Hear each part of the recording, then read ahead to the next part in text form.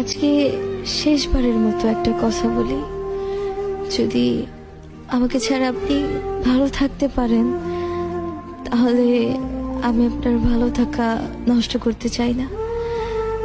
আমি জানি যে আমি মানুষটা খুব ভালো না, একটা কথা হয়তো ভালো করেই জানেন যে আমি আপনাকে কতটা ভালোবাসি।